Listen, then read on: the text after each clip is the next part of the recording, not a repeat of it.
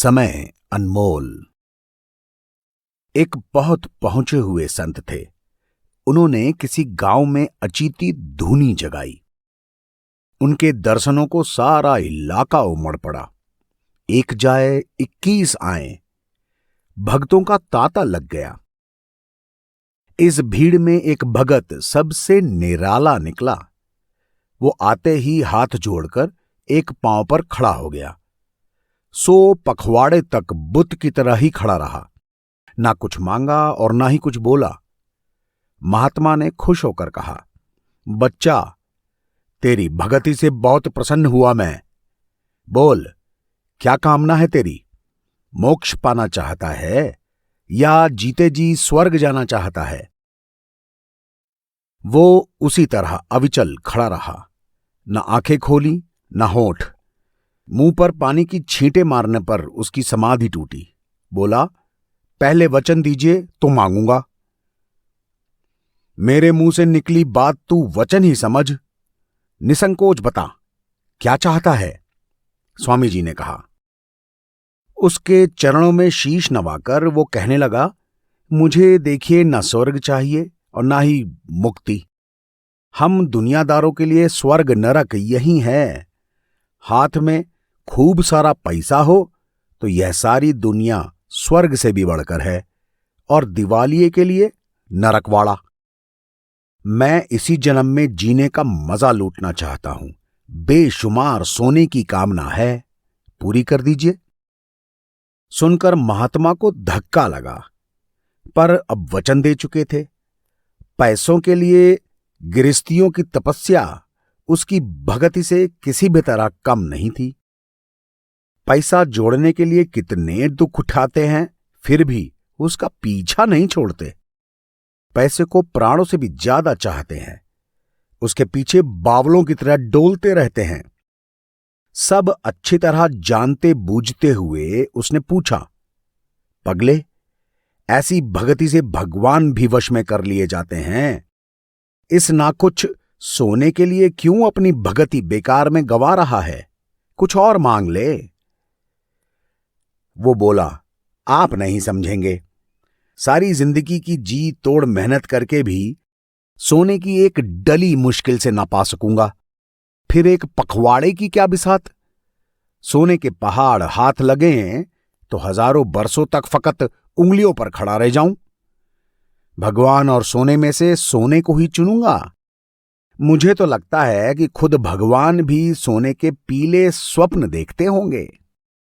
उससे उलझना बेकार समझकर उसने जटा से पारस पत्थर निकाला। बोला, वचनों से बंधा हुआ हूं, तेरी तमन्ना तो पूरी करनी ही पड़ेगी। तूने एक पखवाड़े तक तपस्या की है, सो तुझे एक पखवाड़े का समय दिया। यह पारस पत्थर है। इसके परस से लोहा सोना हो जाता है, लेकिन एक बार से अधिक तू इसे काम में ना ले सकेगा, यह ध्यान रखना। जितना लोहा इकट्ठा कर सकता है कर ले। इसे दूसरी बार काम में लिया तो पहले बना हुआ सोना भी मिट्टी हो जाएगा। जी भर के लोहा इकट्ठा कर ले, ठीक है? वो फौरन उनकी बात मान गया।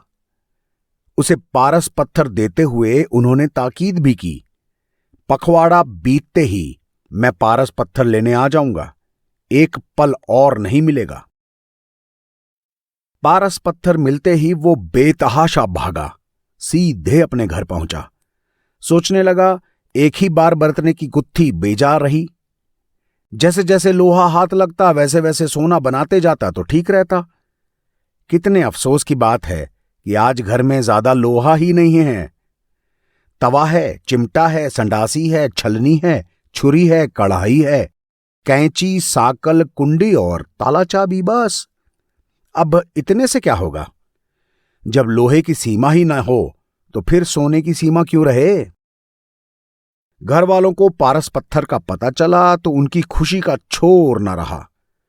बीवी बोली, मैंने उस दिन हमाम दस्ते और कूड़े का कितना कहा, पर मेरी बात सुनता कौन है? उस दिन मैंने कहा था, मान लेते तो कितना अच्छा होता। उतना सोना तो सारी उम्र खत्म नहीं होता। सब के सब बहुत पछताए, लेकिन अब क्या फायदा। बूढ़ी मां ने कहा, बेटे, घर का लोहा ही काफी है। तू अपार लोहे की लालसा मत कर। हाथ आए पारस पत्थर को अभी बरत ले तो अच्छा होगा। घर की चीज बरत को तू कम मत समझ। एक दफा इन्हें सोने का देख लूं तो मेरी मुक्ति हो जाए। मेरा कहा मान और देर मत कर। इस पारस पत्थर को अभी बरत ले। बूढ़ा बाप उछला, बगले बजाते हुए बोला, अरे तुम लोग बिल्कुल गधे हो। झोपड़ी में 2 कुल्हाड़ियां, हथौड़ा, हल्का फाल, हंसिया, 2 फावड़े, 3 कुदालियां और 2 हलबानियां भी पड़ी हैं। मौके पर तो तुम लोगों को कुछ याद नहीं रहता। बताओ अब और क्या चाहिए। इतना सोना होने पर तो हम हमेशा सोने के गुलगुले खाएं तो भी खत्म ना हो। चलो पहले हल्के फाल को पारस करके अजमा लेते हैं। उसे संत की बात पर पूरा यकीन था, पर वो घर वालों की तरह बावला नहीं था। जब पारस पत्थर हाथ लग जाए तो फिर सोने का क्या पार। एक बार आजमाने के बाद पारस पत्थर तो दो बेकार हो जाएगा।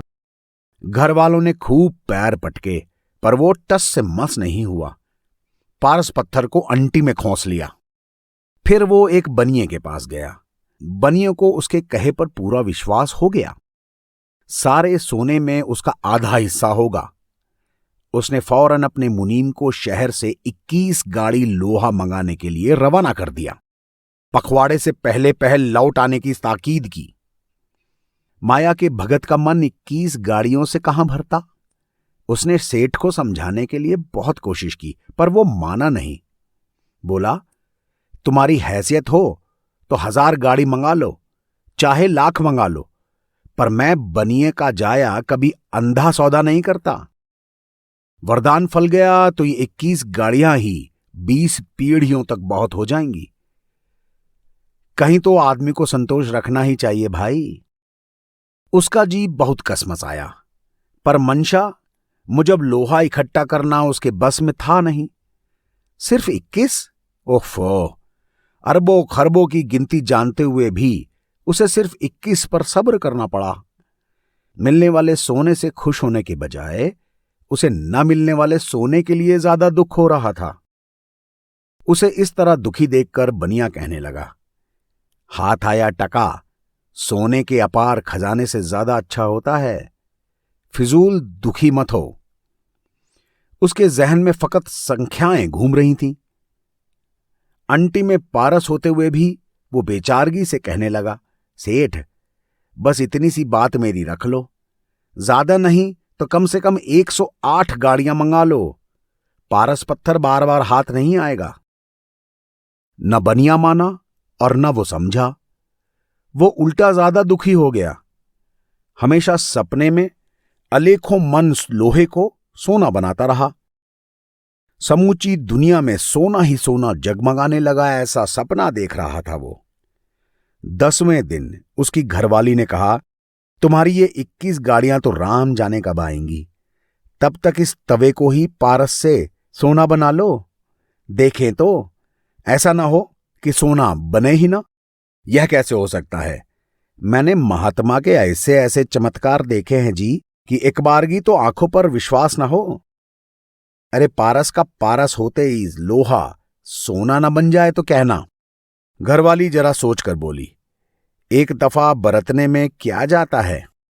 महात्मा तो पखवाड़े से पहले आएंगे नहीं, तब तक घर के बर्तन भांडों की काया ही बदल लो। मैं तो हर रात सोने में चंद्रहार बंधा हुआ देखती हूं। इस तवे से काफी बड़ा चंद्रहार बन जाएगा जी। अपने लालच के आगे उसने कुछ न सुना और कुछ न समझा।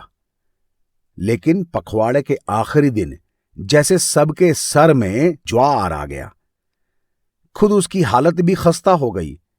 कभी उसे अपने सर में शेर दहाड़ते हुए सुनाई देते, कभी सांड हुंकारते लगते और कभी हाथी चिंगाड़ते हुए महसूस होते। वो बड़ा उहापोह में फंस गया, क्या करे और क्या ना करे। अगर पारस को बरतते ही गाड़ियां आ गईं तो, और गाड़ियों के भरोसे अगर यह पारस धरा का धरा रह गया तो सारे सपने ढह जाएंगे। पारस को अंटी में काबिज करते ही उसे घर के सारे राज बासनों को सोना बनाने की जचती और पारस को बाहर निकालते ही उन्हें छुआने की सोचते ही 21 गाड़ियां याद आ जाती। बहुत बुरे फंसे। कहीं कोई राह नहीं दिखाई दे रही थी। सांप छछूंदर की गति भी इससे ज्यादा अच्छी होती है। कैसे अजीब लालच से सांप का पड़ा था। बनिए के पागल होने में भी कोई कसर न थी। वो उसके पांव पकड़कर गिड़गिड़ाने लगा। अरे कितना पैसा इन 21 गाड़ियों में डूब गया। इस लोहे से क्या अपना सर फोड़ूंगा। कुछ अनहोनी हो गई लगती है। गाड़ियां शायद वक्त पर ना आ पाएं। इन्हें भूलकर अपने हाथ बसू लोहे को तो सोना बना ले।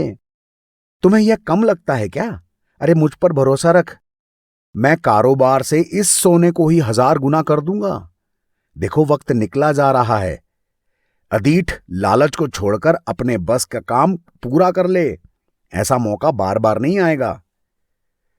जरा सोचो तो, अगर ऐन वक्त पर गाड़ियां आ गईं तो कैसा बुरा लगेगा। खुदा ना खास्ता अगर कोई ऐसी वैसी बात हो गई तो मैं तो महात्मा से थोड़ी मोहलत और मांग लूंगा। वो मुझे मना नहीं करेंगे।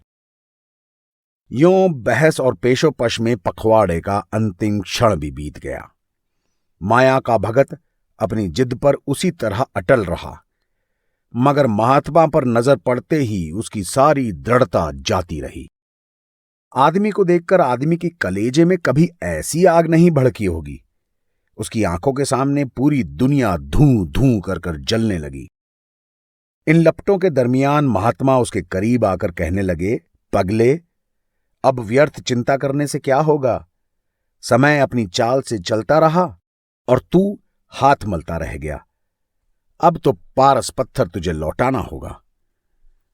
वो संत के पांव पकड़कर बहुत गिड़गिड़ाया, बहुत मिन्नतें की, बस थोड़ी सी मोहलत और दे दो, पर वो नहीं पसीजा।